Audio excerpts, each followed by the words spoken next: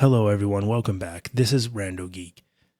In this video, we're going to talk about the ACP program. We're going to talk about the possibility of the program being extended, as well as the program possibly being cut off. Now, if this program does get cut off, what does that mean for you as a consumer? What does this mean for the companies that are urging the government to go ahead and make an approval for the extension as well? A lot of the companies that you get your services from, that you've participated with through the ACP program, are just as worried as you for a couple of reasons. One, they will lose potential customers that they could have had through the ACP program. Secondly, they're worried that a lot of the consumers that have services from them are probably going to default due to the fact that they won't financially be able to make payments. And then the consumers are worried that they will not have internet service or phones anymore if indeed all of these services and products were purchased through ACP. If you're a consumer and you have your internet service through the ACP program as well as your phones, if this program gets cut, you might find yourself with a much heftier bill than you currently are paying through the ACP program. And you may have a large household of people participating along with you in this program. So, each line, each phone, it can be very expensive. So there is a great urgency for the government to go ahead and renew this program, at least for another year, year and a half, given that the economy is still in a very bad situation, if you ask me. The pandemic has really done a number on everyday life. A lot of people are still struggling. They got laid off, they quit, whatever the reason is, they may be having a difficulty bouncing back. We're still hearing a lot of things going on with, new variants or whatnot. So anything can go wrong any day, and we could literally just be finding ourselves in another pandemic. Now, whether or not that's completely likely or not, anything is possible. I think as a precaution, I think because many Americans are currently struggling and depending on this program, and I think because a lot of businesses as well will be affected by this, I think it's only fair that they go ahead and renew the program at least for another year or so. Now, many might say, well, this is the problem. We're giving money away to people that don't need it. No, that's not the case here. There's many other things going on if you're watching the news, and I'm not going to get political. We can see there's a lot of money being wasted on things that really don't provide much benefit at all. And, our government is the ones giving away that money. So a program like the ACP helping unfortunate households that are struggling financially, children that live in poor neighborhoods that literally have no internet access. They have to sit outside of McDonald's just to get connected. It's pretty bad. So I'm cool with them. I'm very cool with them renewing this program because it does benefit a lot of people that really just want to be connected to the internet, that just need a phone. They may not have the best phone, but it's 2024. You need a phone. You need to be connected. Anything can go wrong. There's no pay phones anymore. You need to have access to a phone in case there's an emergency. So, in this article, which I will link for you down below, you'll see that there's a couple of options here that the government might have if indeed they say that they don't have funding in April.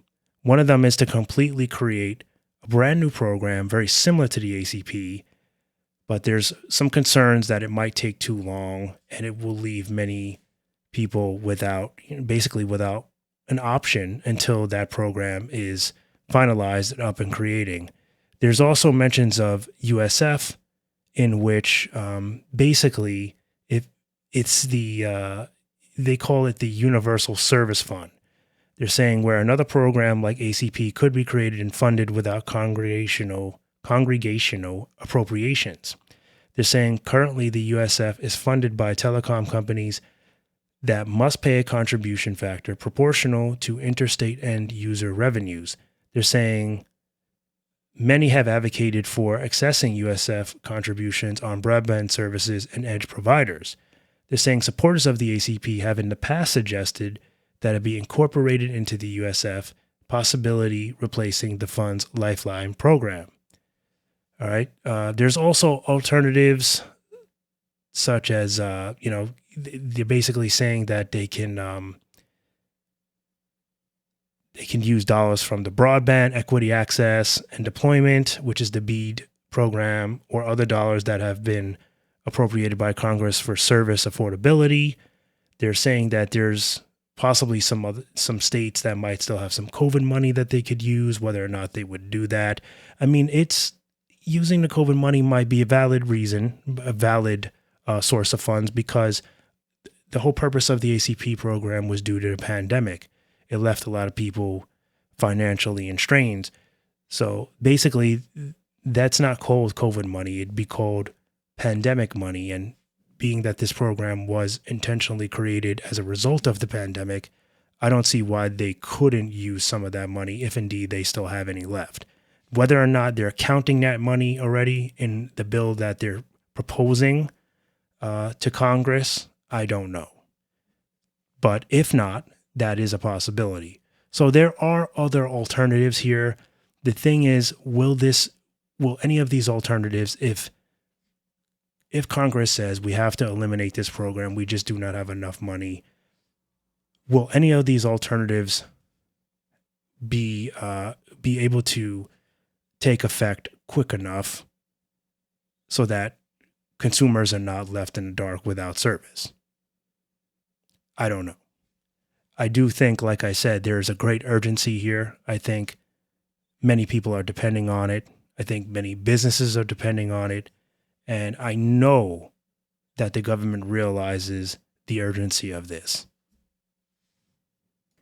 They are saying that the Biden administration asked Congress for an additional $6 billion to the ACP program to fund until at least the end of 2024, December 2024. This would be part of a $56 billion budget request for critical domestic priorities, which is including childcare, disaster relief, and energy independence. They're saying that the package proposed in October has reached a bipartisan impasse. So, there's a lot up in the air. Personally, like I said, because the government is aware that this is a very urgent situation, I want to believe that this is going to get resolved in a positive way. I believe that there will be an extension for this. I believe funds will be made available to go ahead and extend the program. There are too many people struggling right now that are depending on this program. I think it would be very harsh to go ahead and cancel it now. I think some more time is required to allow Americans to recover from the hit of the pandemic, give them some more time to bounce back off of their feet. And then there can be some later discussions as to maybe some adjustments with the program, maybe kind of tweak it a little, and then at some point it will get eliminated. I think the government has plenty of money to assist. There's plenty of money for them to do other things that they shouldn't be doing with it. Again, we're not going to get super political here, but that is my belief, and I'm sure many of you will agree. I don't want to get too deep into it, but it's just, listen, we're not blind here. We all have news access. We all have ears. We're all hearing what's going on, and we all are not walking around with blindfolds. All right. We see the obvious here. So therefore, this is an important program that has really helped many that have been struggling and facing difficulties. And I think it is important that it is taken as serious as it is. Therefore, that's really all I got to say on this. Like I said, link for the article down below. You guys can check it out. There's some interesting stuff here. Again, there's a lot of hopefulness here, but there are some valid suggestions, some good key insights as to what could happen. But again, at the end of the day, no one knows what Congress is really going to do. No one knows what their ultimate plans are. And I guess we're just going to have to wait and see. Any more updates regarding this situation, this topic, I'll do my best to cover it for you and keep you updated. As always, thank you guys for stopping by and watching, and we'll catch you in the next one. Bye for now.